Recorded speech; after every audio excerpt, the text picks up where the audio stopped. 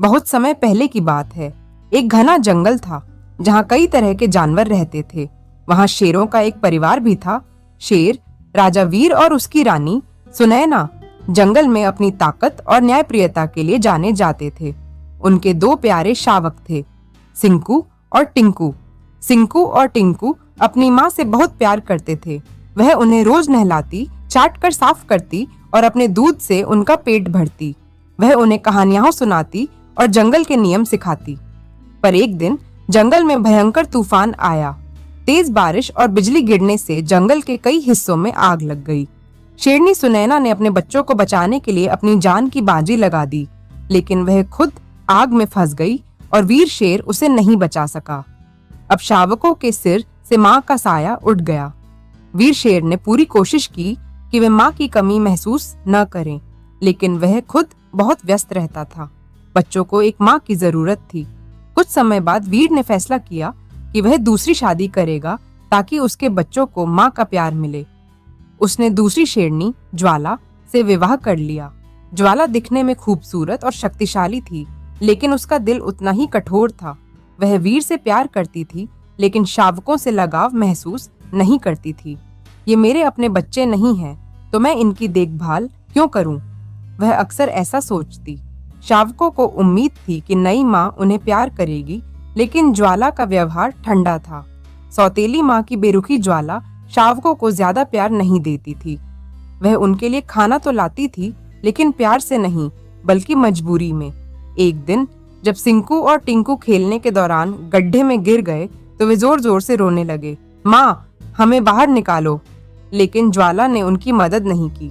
उसने कहा, खुद सीखो कि मुश्किलों से कैसे निकला जाता है। बच्चे किसी तरह खुद बाहर निकले, लेकिन उनका दिल टूट गया। वीर शेर को इस बारे में पता चला, लेकिन उसने सोचा कि ज्वाला बच्चों को मजबूत बनाने की कोशिश कर रही है। एक दिन जंगल में भूखे जंगली कुत्तों का झुंड आ गया। वे शावकों को घेरने लगे। सिंकू और टिंकू डर के मारे कांपने लगे। उन्होंने जोर जोर से मदद के लिए पुकारा, लेकिन वीर शेर शिकार पर गया था। शावकों को अकेला देखकर जंगली कुत्तों ने हमला कर दिया। सिंकू के पंजे में गहरी चोट लग गई और टिंकू गिर पड़ा। यह देखकर ज्वाला का दिल धड़कने लगा। वह तेजी से वहां पहुंची और दहाड़ते हुए कुत्तों पर टूट पड़ी। मेरे बच्चों को छूने की हिम्मत भी मत करना। उसने पूरी ताकत से लड़ाई की। कुत्तों ने ज्वाला पर हमला कर दिया, लेकिन उसने हार नहीं मानी। लड़ते लड़ते वह घायल हो गई, लेकिन आखिरकार उसने कुत्तों को खदेड़ दिया। शावक दौड़कर उसकी गोद में चले गए। माँ, आप ठीक तो हैं? टिंकू ने रोते हुए पूछा। ज्वाला की आंखों में पहली बार प्यार के आंसू आ गए।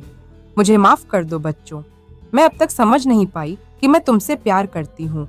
मैंने तुम्हें अपनी ममता नहीं दी, लेकिन तुम हमेशा मेरे अपने थे। उस दिन के बाद ज्वाला पूरी तरह बदल गई।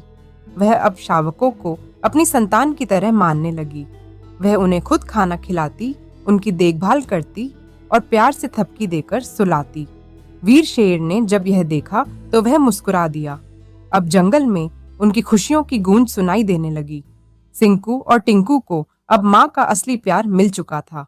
तो दोस्तों, इस कहानी से यह शिक्षा मिलती है कि ममता खून के रिश्ते की मोहताज नहीं होती। प्यार और अपनापन समय के साथ बढ़ता है।